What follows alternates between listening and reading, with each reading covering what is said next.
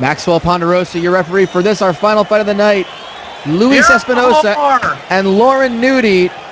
Gentlemen, you ready? You ready? Here we go. Who will join our 7 winners? Caramel Thunderbird, Anthony Rosario, Gustav the Goose Ackerman, Dirk Jammer, Ronald Schemp, and goes right for it, does Luis Espinoza. And of course, let's not forget about our other 2 competitors, as I try to remember them myself. But meanwhile, Luis Espinoza, after this fight, win or not, Noody is going to go looking for the New Jersey Devil, since we are near that area. Yes, he is. He was talking about searching for him earlier today, but busy training. Of course, Kenny Slim Lindley and Steve Bonaventure are other 2. Yeah. So again, that is so rolling down that again. Thunderbird, Lindley, Rosario, Bonaventure. That's our first 4. Of course, Ackerman, a.k.a. the Goose, Jammer, and our last one, of course, Schemp, will be joined by one of these 2 men in the quarterfinals. Now, as you can see, and Noody has some tattoos on his front there. He has the mythical. Well, don't let him hear that I said that, because he'll fuck out. He won't listen. He won't pay attention to you if you say it's mythical anyway. Yeah, tinfoil hat wearing fuck. He has a Thunderbird on his abdomen, I believe, and on his chest he has an alien big cat and a Queensland tiger. Interesting. I didn't know those were things at all. They aren't. He thinks they are, though. Okay then. Well, he could have fooled me. He could have fooled me. But he can't be fooling that punch to the face he just took. Nonetheless, Espinoza, he's got to be afraid of losing any fight. I was talking to him. He's okay with this as his gang initiation. He goes, "Hey, at least I'm not killing people." It has the potential of being the most awkward, longest, and strangest initiation to a gang ever. And I've watched a lot of episodes of Gangland, but Loren Noody with the triangle, and he's got him up. Big power bomb by Espinoza. That's one way to break the hold. And this round is over, as there is a lot of blood coming out of the nose of Luis Espinoza. But that is one way to break a triangle choke. Woo. Good first round. And of course, we're going to be, let's see the replay here. And again, just a reminder, these fighters will be competing at HCL 13. The quarterfinals of the middleweight tournament will be on our HCL 13, our first card of 2013, the new year. Big clock to the face. Not Glock, though, but clock. No. Probably knows what one of those are. He is going to shoot me. I know it. He's going to kill us all if we don't let him fight. I'm actually not worried about him so much. He seems like a nice kid. He's a good guy. He just mixed up with the wrong crowd. But his cornerman, I am deathly afraid of. Jizzbag. You could overhear his cornerman. Their advice to him was, in fact, the words "buck," and I don't know if that's going to help, but let's see. Espinoza and Noody. Oh, big shot by Noody. Espinoza walks right into it, knocks him down, but good recovery by Espinoza. Espinoza in the blue, Noody, of course, in the brown. Yeah, it's for him to camouflage while he's looking for things that don't exist. That is exactly what it is. As Espinoza, good elbow. That might have cut him open. We saw some blood there. It looked like there was some blood. Good elbow from half guard as Noody picks himself back up. Also, and good sprawl. Knee to the chest. Topeka Walla Walla. Knee to the chest by Noody. And these guys are slugging away. As Noody throwing a couple good shots. As Espinoza, the lefty. Nice body kick by Espinoza using that reach. the much shorter Loren Noody. I'd be 5'10". He's our shortest fighter in the middleweight tournament. Helps him crouch while he's looking for things like the skunk ape. Yes, it is just his natural habitat. Oh, good spinning back kick by Espinoza, spinning right into the head kick, which gets blocked. Good thing. That would have been good night, I think, for Loren Noody. But Noody good with thing a big about overhand Noody, right. his training is him looking for these things. They don't exist. So he works out a lot because all he does is search, and it strengthens him. Yeah, great conditioning. You know, he's got the ability to go all 3 rounds if he needs to. He's got great cardio, great conditioning, and sometimes that's all you need to get the edge on your opponent, as long as you have the fighting acumen as well.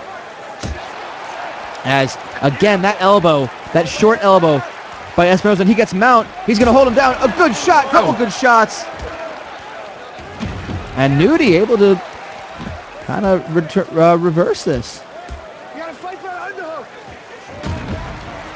And of course, we'd like to thank again, Luis Espinoza.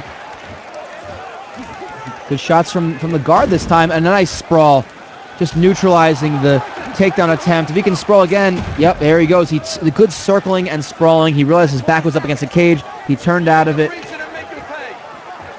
And Espinoza has to like his chances in the round. He's kind of waiting to counterpunch.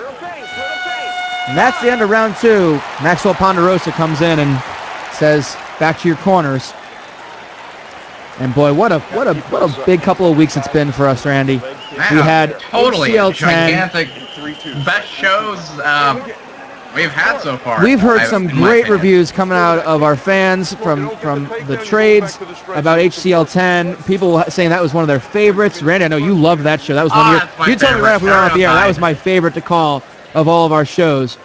You know, we had our trip to Japan to compete to show our light heavyweight kumite, which the HCL office is still debating whether or not those will count as sanctioned fights.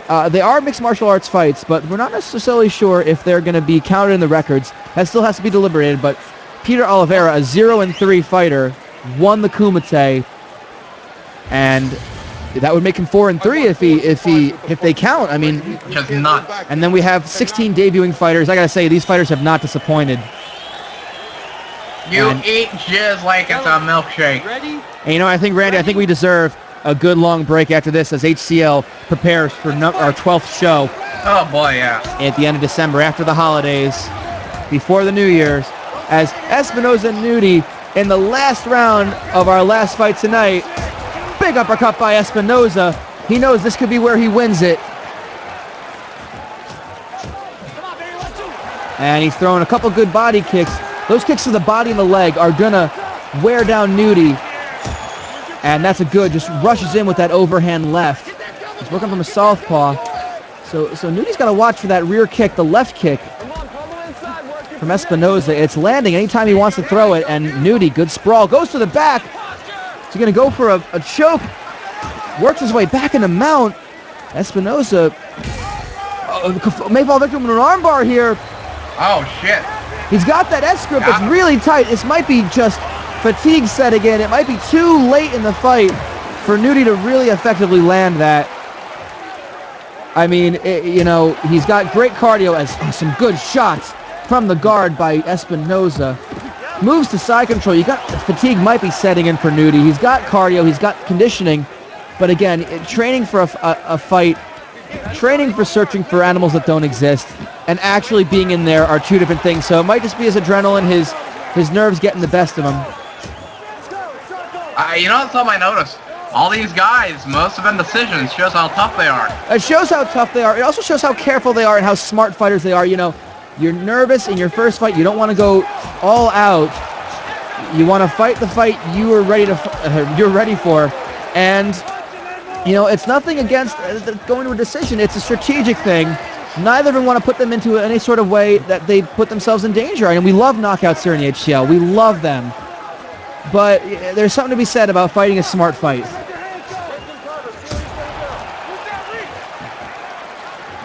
And of course, again, we'd like to thank our good friends of the promotion Fight for loaning us their ring and the arena to hold our kumite.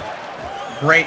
And they let a lot of stuff be legal over there too, which is Yeah, great. it's very true. You know, we got to see some head stomps, some kicks to downed opponents. Great. As these two are just, knockdown by Espinoza. That's a good, strong way to finish the fight. Stop. That's it. And again, we saw our good friends, Michael Oleander, who joined us in the booth for part of Kumite, Yeah, and the great Darn Michael Tootin. Oleander. You know, Oleander and Tootin, they're here in the crowd. They some nice donations to our Hurricane Sandy efforts. We really appreciate them. Great stuff.